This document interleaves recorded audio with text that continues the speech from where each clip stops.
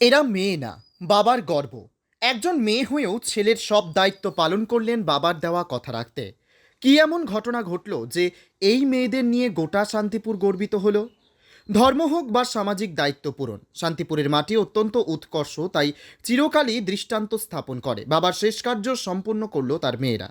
হিন্দু ধর্মে সাধারণত মৃত মানুষের সৎকার ও অন্ত্যেষ্টিক্রিয়ার যাবতীয় কর্ম সম্পাদনের দায়িত্ব পালন করে থাকেন মারা যাওয়া ব্যক্তির ছেলেরা। ছেলে না থাকলে যে কোনো নিকট আত্মীয় পুরুষ তা করে থাকেন। মেয়েদের এক্ষেত্রে তেমন ভূমিকা থাকে না।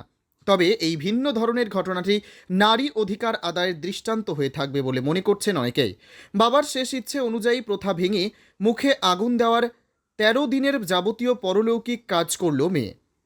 বাবার কর্নিয়া অন্ধত্ব দূর হলো, দুজনের মেয়ের চুল কাজে লাগলো ক্যান্সার পেশেন্টের। এমনই এক ছবি ধরা পড়েছে আমাদের সাংবাদিকদের ক্যামেরায়। দেখবেন বিস্তারিত আজকের ভিডিওতে।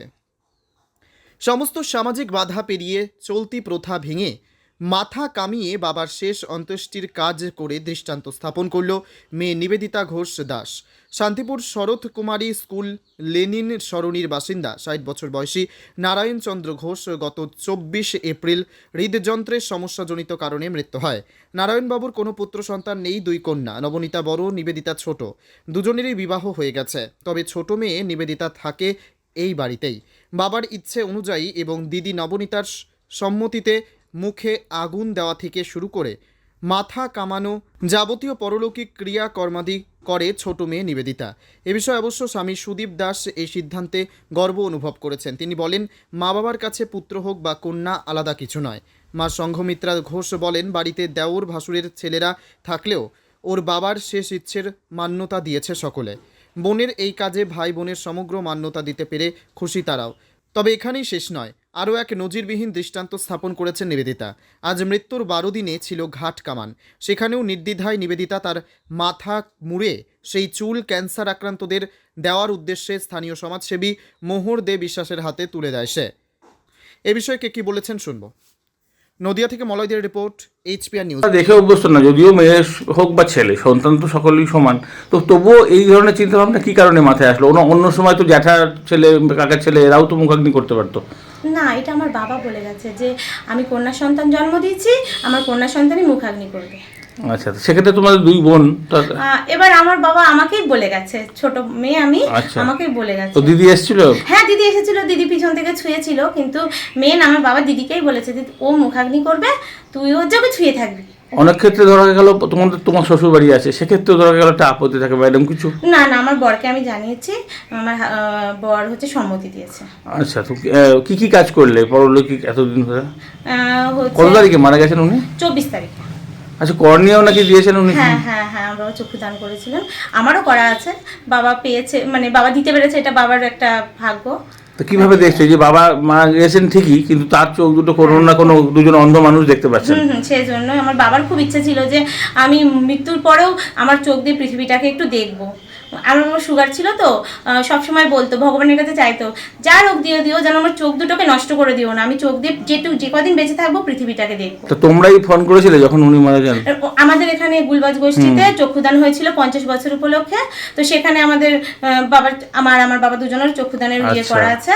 তো তার পরবর্তীতে যখন বাবা মারা গেলেন, তখন হচ্ছে আমার বড়দা আছে সংগ্রাম ঘোষ, ওনাকে দিয়ে জানিয়ে উনি হচ্ছে ইয়ে করেছে। কত বয়স হয়েছিল আর কি হয়েছিল? ৭ বছর বয়স হয়েছিল। ওনার হার্টের রোগ হয়েছিল, হার্টের সমস্যা ছিল হয়েছিল। সেদিনকে হঠাৎ হার্ট ফেল করেছিল, মানে হার্ট স্ট্রোক মতো হয়েছিল ৪ মাস আগে। সব ডাক্তারের জবাব দিয়ে দিয়েছিল। আপনাদের সন্তান? 2টো মেয়ে। 2টো মেয়ে? হ্যাঁ, এটা ছোট মেয়ে। আচ্ছা, তো এই মেয়েকে দেখা গেল যে মুখাগ্নি করতে বা নেড়া হয়ে যেরকম কাজ করে সেই সমস্ত করতে, এগুলো কি কারণে?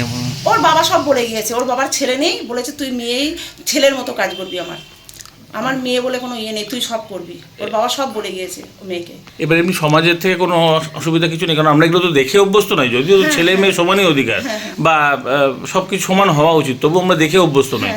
তো এইটা খারাপভাবে কেউ কিছু দেখছে না বা ওর খারাপ লাগে? আমাদের বাড়ির লোক কেউ কিছু দেখছে না। আমাদের বাড়িতে ওর দাদারা, যেত তো দাদা আছে, ওদের খুব আনন্দ হয়েছে। আচ্ছা, এটা করেছে, ওর খুব আনন্দ। তো এমনি উনি কি মানে আর মৃত্যুর আগে কি ওই কর্নিয়া দেওয়ার ব্যাপারে কিছু বলে গেছিল? হ্যাঁ, উনি তো কর্নিয়ার তো দান করে গিয়েছে তো। আচ্ছা, আজ এই বোনটি যে কাজ করেছে, তা অতি সাধুবাদ দেওয়ার মতো। এবার আপনি যে প্রশ্নটি করেছেন যে মেয়েরা শ্রাদ্ধক্রিয়া করবে কিনা, মুন্ডন করবে কিনা, আমাদের সনাতন শাস্ত্রে বলা হয়েছে যে শ্রাদ্ধের প্রথম অধিকার হচ্ছে পুত্রের। পুত্র শব্দের অর্থ হচ্ছে পুত নামক নরক থেকে যে উদ্ধার করে তাকে পুত্র বলা হয়। পুত্র পিণ্ড প্রয়োজনম, পুত্র পিণ্ডদান করলে পিতামাতা ঊর্ধ্বগতি পায়, পুত নামক নরক থেকে উদ্ধার পায়। ঠিক ভাইসি ভার্সা, ঠিক একইভাবে পুত্রী মানে সে পিণ্ডদান করলেও সেখানে পুত নামক নরক থেকেই উদ্ধার পাচ্ছে পিতামাতা। এবার সর্বপ্রথম অধিকার অতি অবশ্যই পুত্রের। দ্বিতীয় অধিকার হচ্ছে স্ত্রীর, অর্ধাঙ্গিনী। যদি স্ত্রী বলে যে না আমি শ্রাদ্ধ করব না, সেক্ষেত্রে অধিকার পাবে অবিবাহিতা কন্যা। সেখানে কন্যাই শ্রাদ্ধাদি ক্রিয়া করবে। এবং এই মেয়েটি যে মুন্ডন করেছে এবং চুলটি দান করেছে ক্যান্সার পেশেন্টকে, এটা অতি সাধুবাদ জানাচ্ছি। কেন না তার দান করা একটি বস্তু তাতে অপরজন উপকৃত হচ্ছে। ধর্ম তো কেবলমাত্র গলার মালা, ললাটের চন্দনের নাম নয়। ধর্ম মানে বিশেষভাবে সমাজকে ধারণ করা। প্রতিটা ধর্মের একই কথা যে এখানে আমরা যাতে ভালো মতো বাঁচতে পারি, সমাজ পরিসুষ্ঠুভাবে এবং সুন্দর গঠিত হয়ে চলতে পারে, সেখানে মারা যাওয়ার পর কর্নিয়াটি দান করেছেন, যেটা খুব ভালো পদক্ষেপ। ওর মানসিকতাটাই এই রকম যে ও অন্যের কাজে যাতে ব্যবহার হয় ভালো কাজগুলো, সেটাই ও করে।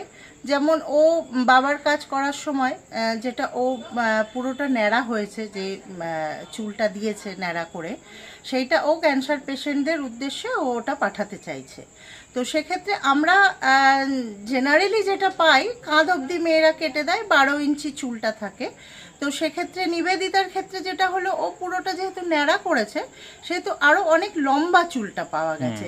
এবার অনেক ক্যান্সার পেশেন্টদের ক্ষেত্রে দেখা যাচ্ছে অনেকে লম্বা চুলটা চাইছে, সেটা উইগ হিসেবে ওরা ব্যবহার করে। তো এটা পুরো মুম্বাই ক্যান্সার হসপিটালে চলে যায় এই চুলগুলো, তারা নিজেরাই পাঠায়, ততটুকুই দিয়েছে। আর এটা এই প্রথম যে ন্যাড়া হয়ে চুলটা দিল। আপনার নাম, পরিচয়? আমি মুহূর্তে বিশ্বাস, সামাজিক কর্মী।